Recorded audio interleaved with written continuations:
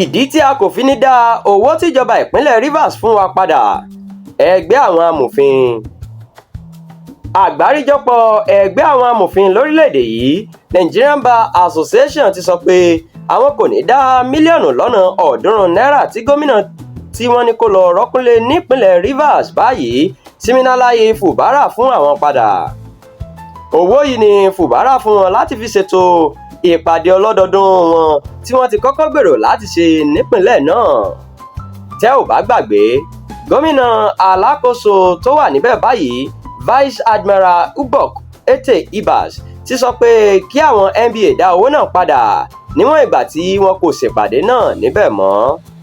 Ṣùgbọ́n ààrẹ ẹgbẹ́ náà Afam Osigwe sọ nílùú Ìlọrin láìpẹ́ yìí pé kìí ṣe nítorí ìpàdé táwọn kọ́kọ́ gbèrò láti ṣe ní Rivers ní Fubara fi fún àwọn lówó ọ̀hún. Ó ní ẹgbẹ́ NBA kò lè faramọ́ ìgbésẹ̀kígbésẹ̀ tí ìjọba bá gbé tó tako ìlànà òfin. Púpọ̀ nínú àwọn ọmọ ẹgbẹ́ ni wọ́n sì fẹ́ kí àwọn gbé ìpàdé àpapọ̀ ọ̀hún náà kúrò ní ìpínlẹ̀ Rivers.